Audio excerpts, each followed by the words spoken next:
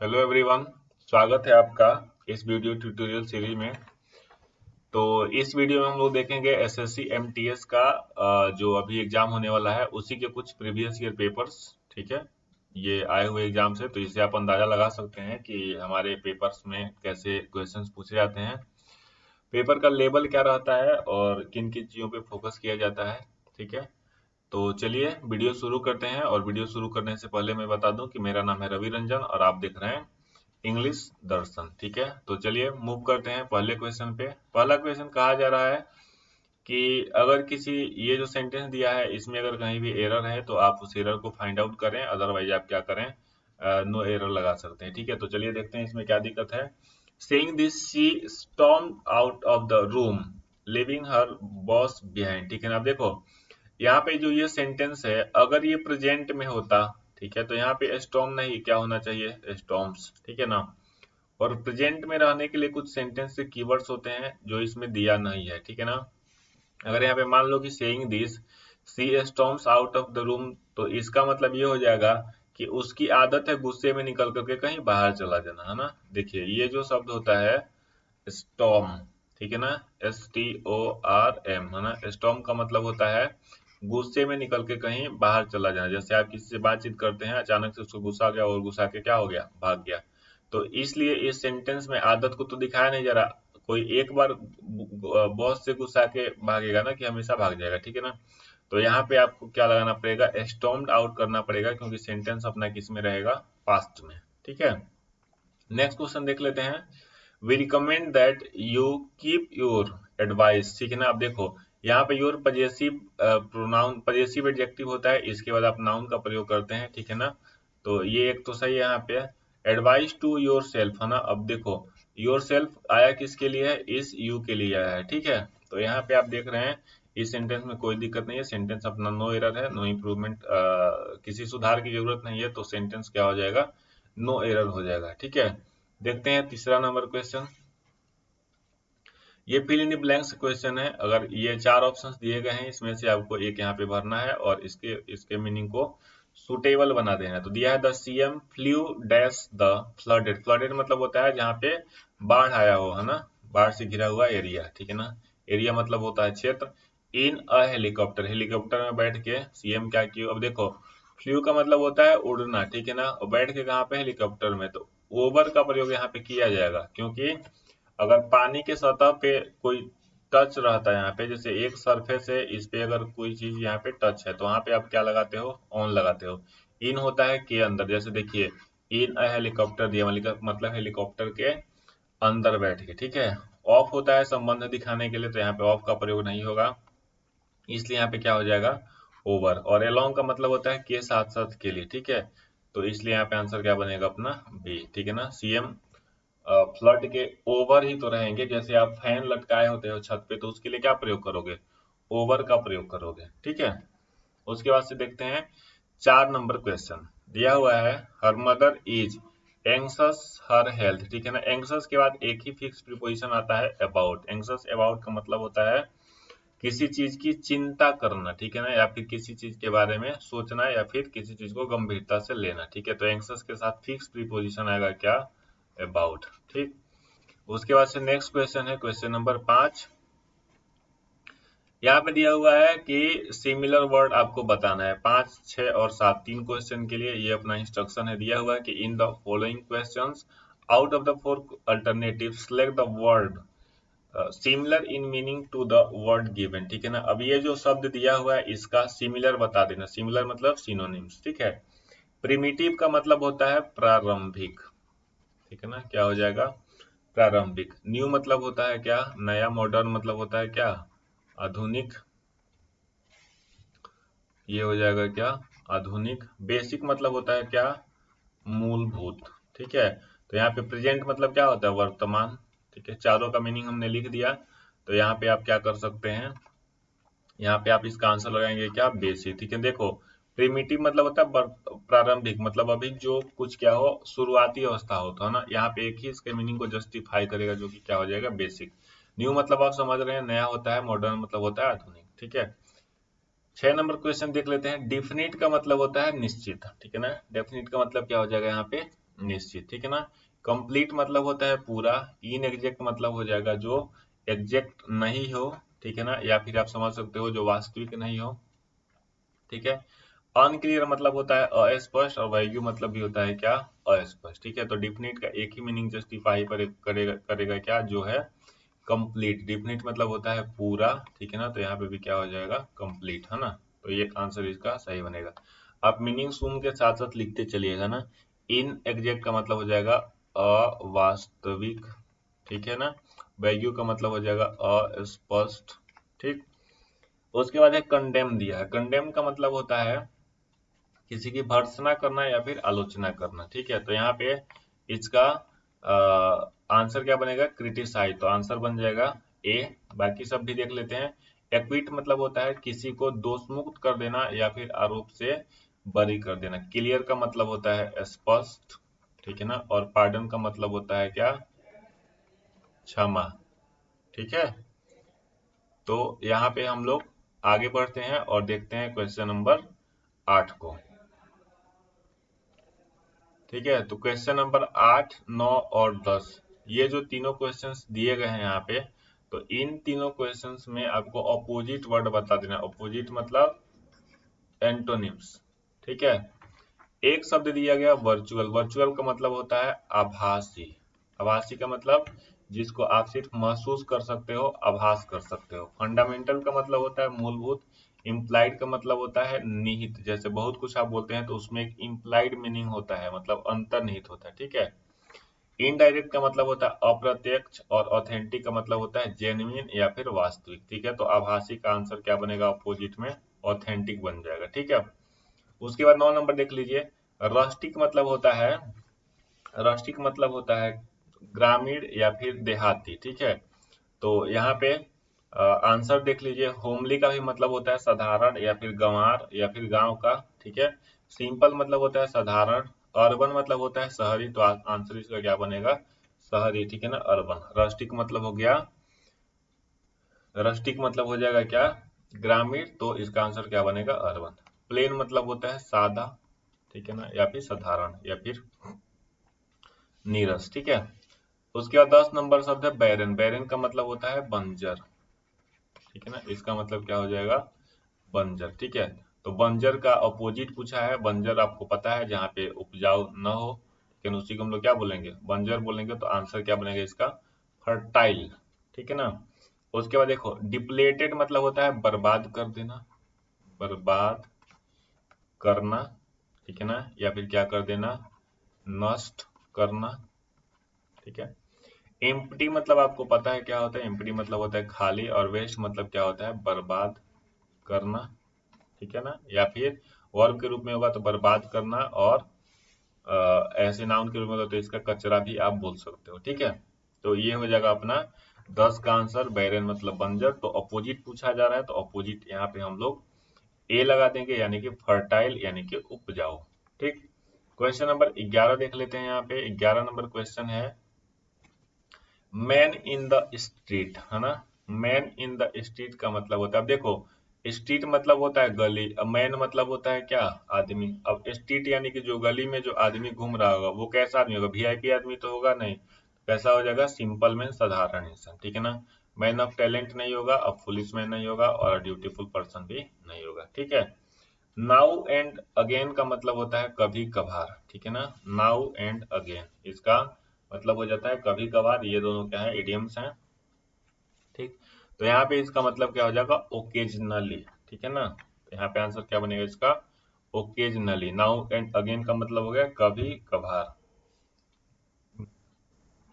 चलते हैं question number 13 पे। दिया हुआ है दीज रेसिपीज, ठीक है ना। दीज रेसिपीज आर डिलीशियस, ठीक है ना। Delicious, overtly popular and so easy to prepare, ठीक है ना। अब देखो, ओवर्टली मतलब होता है खुले रूप से, तो ओवर्टली तो यहाँ पे होगा नहीं। यहाँ पे आंसर क्या हो जाएगा, वाइडली हो जाएगा, मतलब जो बड़े लेवल पे, बड़े लेवल पे क्या हो, फैलाव। मेजरली मतलब होता है प्रमुख रूप से, और ओवरली मतलब होता है ऊपर ऊपर। तो आपका आंसर बी सी नहीं बनेगा, और चूंकि ये गलत है इसलिए आपका आंसर डी भी नहीं बनेगा। तो एक ही आंसर बनता है क्या, ए। क्वेश्चन नंबर 14 देख लेते हैं। In the in the aftermath, aftermath का मतलब होता है परिणाम, ठीक है ना, आप यहाँ पे लिख लीजिएगा, इसका मतलब होता है परिणाम या फिर रिजल्ट, ठीक है ना। In the aftermath you will have a litmus, litmus test होता है, ठीक है ना, litmus test for all the people you know, ठीक है ना। लिटमस टेस्ट का मतलब होता है यहाँ पे प्रभावित, लिटमस टेस्ट का मतलब होता है किसी व्यक्ति के बारे में जानना या फिर किसी व्यक्ति के बारे में पता लगाना, ठीक है ना। आप एक लिटमस पेपर का नाम सुनेंगे, लिटमस पेपर का प्रयोग हम लोग करते हैं, लिटमस पेपर का प्रयोग हम लोग करते हैं टेस्ट करने में, है ना, जैसे केमिकल रिएक्शन से रिलेटेड रसायन शास्त्र में जो टेस्ट होते हैं उसमें लिटमस पेपर एक होता है, ठीक है ना, आप पढ़े होंगे तो आपको पता होगा, ठीक। तो यहाँ पे अफेक्ट दिया है, एक शब्द देख लीजिए, एक होता है अफेक्ट, AFFECT, इसका मतलब होता है प्रभावित करना, और ये नेचर में क्या है, नेचर में ये वर्ब है। और एक होता है इफेक्ट, इसका मतलब होता है प्रभावित, ये होता है नेचर में क्या, नाउन, तो ये नाउन है और ये क्या है, वर्ब है। तो आप हमेशा ध्यान रखिए, ई से शुरू होगा तो नाउन होगा, ए से शुरू होगा तो क्या हो जाएगा, वर्ब हो जाएगा, ठीक है। उसके बाद से यहाँ पे best substitute of the phrase पूछा जा रहा है, इसको हम लोग बोलते हैं वन वर्ड सब्स्टिट्यूशन, ठीक है। देखिए इसमें भी दो क्वेश्चन दिया गया है, राइट और एडवांटेज। राइट मतलब होता है अधिकार, एडवांटेज मतलब होता है लाभ। अवेलेबल टू अ पर्सन, किसी पर्सन को अगर दिया गया है तो उसको आप किस नाम से जानोगे, ठीक है ना। आंसर देख लेते हैं, ऑप्शन, बाकी सारे ऑप्शन का देख लो क्या होता है। अकाउंटेबिलिटी का मतलब होता है जवाबदेही, ठीक है ना, आपको जो अगर जिम्मेवार ठहरा दिया गया तो आपके ऊपर जो भी रिस्पॉन्सिबिलिटी उसको बोलोगे अकाउंटेबिलिटी की, ये मेरा कर्तव्य है, ठीक है। पावर मतलब होता है, पावर मतलब होता है शक्ति। एन्युइटी मतलब होता है वार्षिक आय, खास करके एन्युइटी का हम लोग प्रयोग वहां पे करते हैं जहाँ पे आप कुछ निवेश किए हैं, जैसे आपने थोड़े थोड़े थोड़े थोड़े पैसे इकट्ठा किए और साल के अंत में आपको एक ही बार जो मिलता है उसको बोलते हैं क्या, एन्युइटी, ठीक है। और यहाँ पे प्रिविलेज का मतलब होता है विशेषाधिकार, ठीक है, इसको क्या बोलते हैं, विशेषाधिकार। तो आंसर अपना क्या बनने वाला है, आंसर बनेगा डी। उसके बाद से क्वेश्चन नंबर 16 पे आते हैं, return the same sort of attack, मतलब जितने तेज या फिर जितने गति से आपने किसी चीज को चोट किया, आपने किसी चीज को धक्का दिया, उतने ही तेज से वापस आपको भी झटका लगा, इसको हम लोग भी बोलते हैं रिटेलिएट। जैसे आपने पढ़ा होगा न्यूटन का, ठीक है ना, कि वो एक्शन के विपरीत रिएक्शन वाला, ठीक है ना, रूल, तो वो इसी से रिलेटेड है, ठीक है ना। Return the same sort of attack का मतलब होता है कि सेम सेम किसमें सेम आवृत्ति से उसको क्या करना, बैक करना, ठीक है, उसी को बोलते हैं रिटेलिएट। कॉन्फिस्केट का मतलब होता है जब्त करना, ठीक है। सबजुगेट का मतलब होता है किसी चीज को अपने अधीन ले लेना, और एलिविएट का मतलब होता है किसी चीज को उठाना, ठीक है। एलिविएट का मतलब होता है उठाना या दुख या पीड़ा को क्या करना, कम करना, ठीक है। उसके बाद से हम लोग 17 नंबर क्वेश्चन देख लेते हैं। 17 नंबर है डेफिनिट, ठीक है ना, इसमें पूछा गया कि किसका स्पेलिंग सही है। अब देखिए एसएससी एमटीएस का पेपर है तो इसका लेवल भी इसी हिसाब से दिया गया, ठीक है। अगर आप यही सीएचएसएल का देखते हो चाहे एलडीसी का देखते हो तो इसमें चारों ऑप्शन अलग अलग होते हैं, इसमें बस आपको बता देना है कि किसका स्पेलिंग क्या है सही है। तो इसमें देखिए यही जो डेफिनिट लिखा गया ना 17 नंबर क्वेश्चन में यहाँ पे, ठीक है ना, देखो यही क्वेश्चन यहाँ पे 6 नंबर में दिया भी है, तो आप यहाँ से भी आप इसको चाहते दिमाग लगा के कर सकते थे, ठीक है। तो इसका आंसर क्या बनेगा, एक डेफिनिट, और डेफिनिट का मतलब आपको पता है क्या होता है, पूरा या फिर पूर्ण या फिर संपूर्ण, ठीक है, या फिर निश्चित, ठीक है।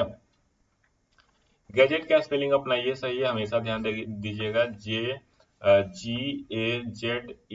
इसका मतलब होता है राजपत्र या फिर सरकारी गजट, ठीक है।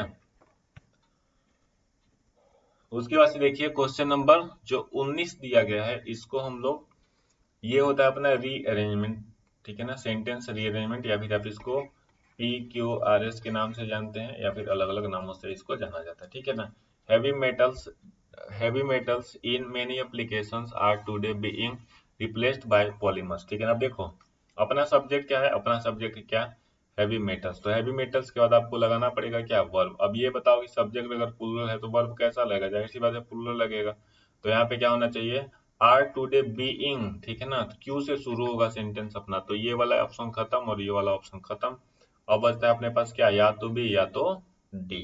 ठीक है, तो यहाँ पे आप क्या करेंगे,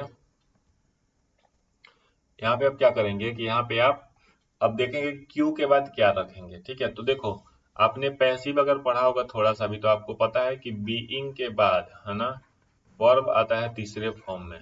ठीक है, तो तीसरे फॉर्म में आने की वजह से यहाँ पे क्या हो जाएगा, बीइंग रिप्लेस, तो क्यू के बाद आएगा क्या, आर, क्यू के बाद आर वाला ऑप्शन अपना ये सही हुआ, बाकी आपको पढ़ने की जरूरत भी नहीं है। तो ए, सी और डी तीनों ऑप्शन क्या हो गए, एलिमिनेट हो गए। ठीक है, तो जो ये रीअरेंजमेंट का क्वेश्चन होता है ना, उसको ऐसे ही किया जाता है, आप बहुत आसानी से कर पाएंगे। ठीक है ना, और ये सब ऐसे क्वेश्चंस होते हैं जो आपको होलसेल में नंबर दे के जाते हैं। ठीक है ना, थोक भाव में जिसको आप बोलते हो। ठीक है, आगे देखो 20 नंबर क्वेश्चन। 20 नंबर दिया हुआ है वन शुड, ठीक है ना, one should think calmly and clearly. ठीक है ना, अब देखो ये वर्ब है, ये एडवर्ब है। ठीक है ना, ये एंड कंजंक्शन है, उसके बाद से ये जो है ये भी क्या है, एडवर्ब है। ठीक है, अब ये देखो वन शुड लिखा हुआ है, इसके बाद शुड के बाद वर्ब फर्स्ट फॉर्म में आना चाहिए। ठीक है ना, तो आप चाहो तो थिंक भी लगा सकते हो, लेकिन थिंक के बाद कामली, पी के बाद से देखो, पी के बाद से ऑप्शन देखो, पी के बाद अगर क्यू देखोगे तो पी के बाद क्यू तो यहाँ है, कोई दिक्कत नहीं है। लेकिन क्लियरली के बाद लर्न हाउ टू के बाद कोई जवाब मिलेगा, यानी कि आर हम लास्ट में नहीं रख सकते हैं, तो ये ऑप्शन खत्म, ये ऑप्शन खत्म हो जाएगा। ठीक है, तो देखिए यहाँ पे हो क्या जाएगा, वन शुड है ना learn how to think calmly and clearly, तो ये क्या हो जाएगा, पहले पहले बनेगा आर, उसके बाद से क्या पी, उसके बाद से क्यू। ये अपना आंसर पूरी तरीके से सही होगा, ये भी क्या हो जाएगा, गलत हो जाएगा। ठीक है, क्यू से तो शुरू नहीं होगा ना, देखो क्यू से शुरू इसलिए नहीं होगा कि वन शुड के बाद आप एंड लगा नहीं सकते हो। ठीक है, तो इसलिए अपना बी भी एलिमिनेट हो जाएगा, सी भी एलिमिनेट हो जाएगा, और पी रखोगे तो पी के बाद क्यू देख लेते हैं, तो पी के बाद क्यू तो आ सकता है, लेकिन फिर इस आर के क्या करोगे, टू के बाद कुछ आना चाहिए ना, तो इसलिए अपना ये भी ऑप्शन खत्म हो जाता है। ठीक है, तो इस तरीके से आप आसानी से आंसर पे पहुंच सकते हैं। अब चलिए लास्ट के 5 इंपॉर्टेंट क्वेश्चंस देख लेते हैं, 21 से 25। इसमें दिया हुआ है इसको हम लोग बोलते हैं क्लोज टेस्ट। ठीक है ना, दिया हुआ है in the following passage some of the words have been left out. ठीक है ना, मतलब कुछ शब्दों को हटा दिया गया है। Read the passage carefully and select the correct answer for the given blank out of the 4 alternatives. ठीक है ना, 4 ऑप्शंस दिए गए हैं, उसमें से एक अल्टरनेटिव आपको लगा देना है। ठीक है ना, ये कुल मिलाकर ये कहा गया कि एक लड़का है, वो अपने फादर के बारे में, अपने फादर की विशेषताओं को बता रहा है, अपने फादर के बारे में एक्सप्लेन कर रहा है। ठीक है, चलिए मैं समझा देता हूँ। सबसे पहले यहाँ पे देखो, सबसे पहले आप ऑप्शन देख लीजिए। ठीक है ना, आइडियल मतलब होता है अदर्स, आइडल मतलब होता है आलसी या फिर निकम्मा समझ लो, आइडल मतलब होता है मूर्ति, और इडियट मतलब होता है क्या, मूर्ख। ठीक है, एक्टर मतलब पता है आपको, एक्टर मतलब होता है अभिनेता, प्लेयर मतलब होता है खिलाड़ी। ठीक है, हीरो मतलब आपको हीरो ही लिख सकते हो, कोई दिक्कत नहीं है, और जीरो तो कुछ नहीं, जीरो मतलब होता है शून्य। ठीक है, बॉस आपको पता है बॉस कौन होता है, बॉस होता है घर का मालिक, मुखिया। ठीक है, लीडर मतलब होता है नेता, नेता, और काइड नाइट मतलब होता है, इसको हम लोग नाइट पढ़ते हैं। ठीक है ना, जैसे आप सुने होंगे नाइट हुड की उपाधि दी जाती है, तो नाइट का मतलब होता है योद्धा। फाइटर का मतलब होता है लड़ाकू या फिर लड़ाका। इंस्ट्रक्शन का मतलब होता है निर्देश या फिर आदेश, निर्देश। एडवाइस मतलब होता है सलाह। कमेंट्स मतलब होता है टिप्पणी करना, और जोक्स मतलब होता है मजाक उड़ाना। इवेलुएट्स का मतलब होता है मूल्यांकन करना। कैलकुलेट्स का मतलब होता है गणना करना। कॉम्प्रिहेंड्स का मतलब होता है समझना, और डिस्कस का मतलब होता है बातचीत करना, विचार विमर्श करना। ठीक है, तो चलिए यहाँ पे आप आंसर भरना शुरू करते हैं। इसमें सबसे पहले एक बार देख लेते हैं कि इस पूरे जो स्टोरी लिखा है इसका सेंस क्या है। यहाँ से लेकर के यहाँ तक पढ़ो, आपको निश्चित तौर पे कुछ ना कुछ चीजें समझ में आ जाएंगी। ठीक है ना, my father is an dash, देखो अब यहाँ पे एन है, तो यहाँ पे ऑप्शन में भी भरने में आई आई आई और आई, मतलब सब में वोवेल साउंड ही आएगा। ठीक है ना, my father is an dash person of my life, मतलब मेरे जीवन के कुछ पर्सन है। आगे देख लेते हैं, he is my real dash and my best friend ever. ठीक है ना, कहा जा रहा है कि वह मेरे अच्छे दोस्त और मेरे सबसे अच्छे क्या है, बेस्ट फ्रेंड हैं। आगे देख लो, he always help me a lot in my any difficulty, वो मुझे किसी भी डिफिकल्टी में मदद करते हैं। He is very intelligent man and always helps others in their problems, और सबकी मदद करते हैं प्रॉब्लम्स में। He is the dash of my family and gives dash and instruction to every family member, ठीक है ना। अब वो घर के क्या है, मालिक होंगे, जाहिर सी बात है, और सबको क्या करते हैं, इंस्ट्रक्शन देते हैं घर के एक एक सदस्यों को। He takes me to school on every PTM, ठीक है ना। कहा जा रहा है कि वह हमें हर पीटीएम में, पीटीएम मतलब पेरेंट्स टीचर मीटिंग में, स्कूल लेके जाते हैं। And dash my performance with my teacher, और अपने मेरे टीचर के साथ परफॉर्मेंस को क्या करेंगे, जाहिर सी बात है डिस्कस करेंगे। चलो देख लेते हैं यहाँ पे आंसर क्या हो जाएगा। अब देखो, माई फादर इज एन, अब देखो फादर आलसी तो आप कहोगे नहीं कि मेरे पापा मूर्ख हैं, ठीक है ना, आलसी है, निकम्मे हैं। इडियट बोल नहीं सकते, मूर्ख तो बोलोगे नहीं फादर को। मूर्ति तो होंगे नहीं क्योंकि इंसान है, तो इसलिए यहाँ पे आंसर क्या बनेगा अपना, आइडियल बनेगा, आदर्श, ठीक है ना। My father is an ideal person of my life, he is my real hero हो जाएगा यहाँ पे। आपने बोलचाल में भी आप बोल देते हो ना कि मेरे पापा मेरे रियल हीरो हैं, इस तरीके से। ही always helps me a lot in any difficulty, he is very intelligent man, ठीक है ना। हालांकि यहाँ पे देखो, यहाँ पे ये जो लिखा गया ना, ये नाउन है और ये एडजेक्टिव है और ये एडवर्ब है, ठीक है। तो इस नाउन को क्वालिफाई करने के लिए यहाँ पे ए आना चाहिए, ठीक है ना। लेकिन पता नहीं क्यों इस एग्जाम में ऐसा दिया नहीं गया, तो जो भी है उसको हम लोग सही मानेंगे फिलहाल, क्योंकि यहाँ पे कॉमन एरर तो पूछा नहीं जा रहा है। And always helps other in problem, he is the, ठीक है ना। अब देखो, फादर घर का योद्धा तो होगा नहीं, नेता होगा नहीं, और लड़ेगा है नहीं, तो क्या हो जाएगा, बॉस होगा, ठीक है ना। ही is the boss of my family and gives, ठीक है ना। गिव्स क्या करेगा बताओ, एडवाइस देगा, सलाह देगा।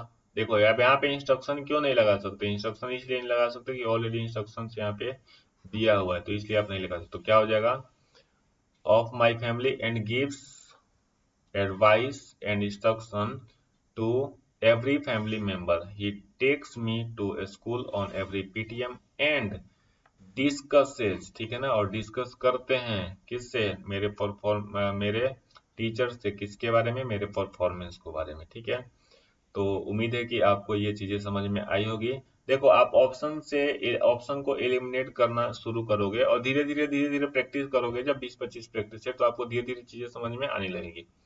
हो सकता है कि शुरू में आपको 5 में से 2-3 बने, या फिर 1 बने, या फिर एक भी ना बने, लेकिन फिर भी आपको प्रयास करते रहना चाहिए, ठीक है। तो आज के वीडियो में बस इतना ही, मिलते हैं जल्दी अगले वीडियो में।